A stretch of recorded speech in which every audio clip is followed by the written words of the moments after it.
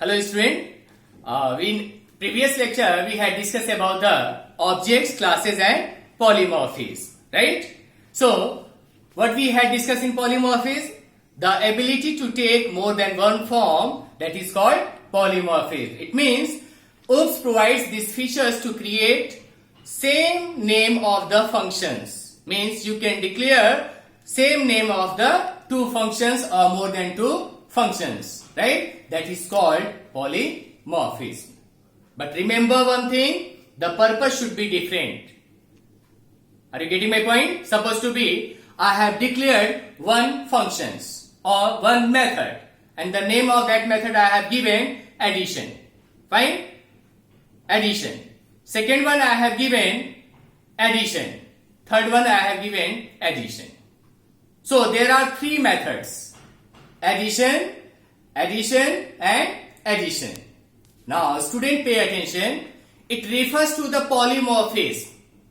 Means function name will be same. Function name will be same. But the purpose of these three functions will be different. First additions, I am talking about the first methods, I am talking about the first functions. First addition will work on the single argument. Means it will add only one number, or you can say it will add only two number. Second addition will add any three number. And third addition will add any four number. So the purpose will be changed. Or you can say purpose has been changed. First addition is working on the two arguments A and B. 5 plus 6. So your result will come 11. Now next addition is working on the three arguments A, B and C. 5 plus 6 plus 7.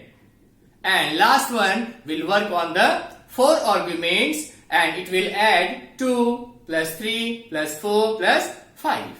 Means there should be four arguments A, B, C and D. So you will say last methods or last functions will work on four arguments. Second functions or second methods will work on three arguments and first methods or first functions will work on two arguments. So purpose will be different but function's name will be same. This is called polymorphism. Is that clear? Very good. Moving on the next, that is related to encapsulation. That is related to encapsulation. The meaning of encapsulation, it encapsulates the data as well as methods into single unit. It encapsulates means combine.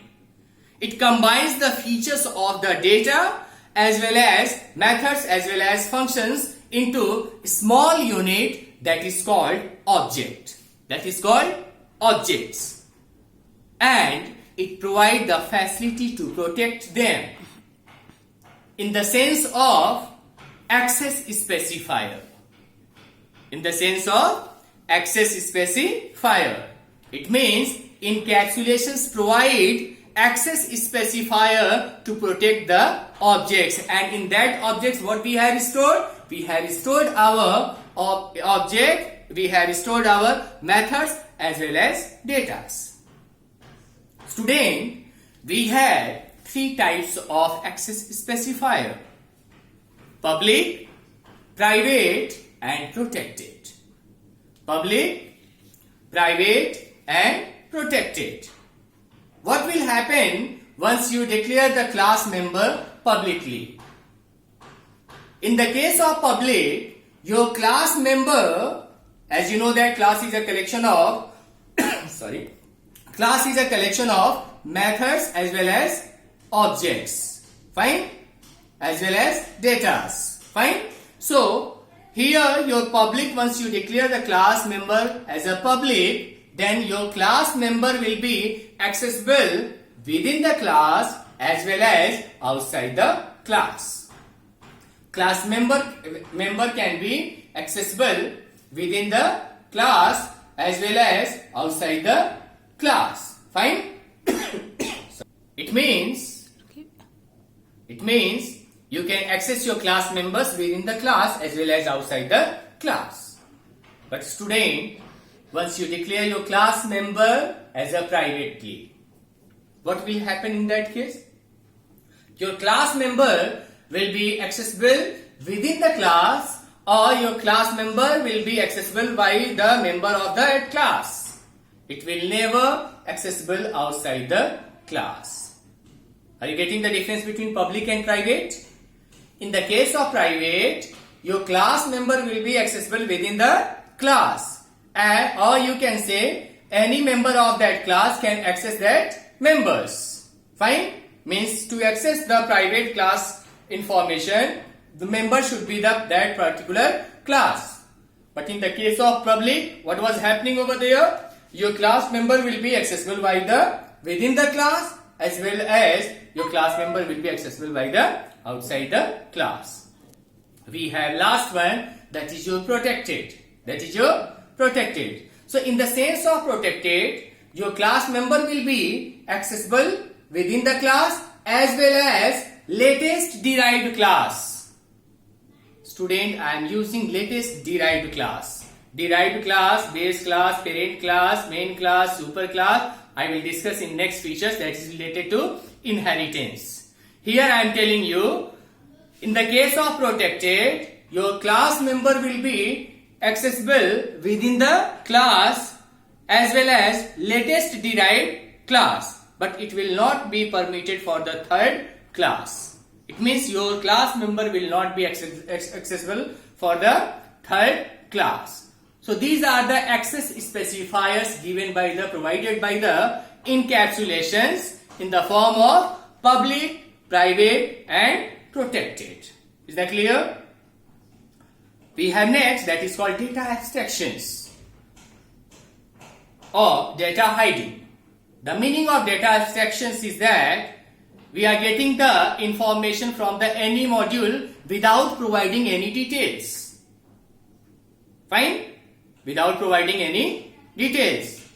I am giving you a real example. Suppose to be you are just driving any bike. You are driving any bike. Fine? Any car. You are driving any car, but you are not knowing how it has been developed. You are not knowing the features about that and what are the different components we had used to develop it, to simulate it. This is the meaning of data abstractions. So the meaning of data abstraction is that without giving the further details, without giving the too much details about any module, we are just accessing that module. So to access any information without giving the details, that is called data abstraction or data hiding. Last one we have inheritance. What we have? Inheritance. Inheritance means the reusability of the class. Reusability of the class. Student, pay attention. Inheritance, suppose to be you have created any class and you have declared the class name student. What you have declared? Student.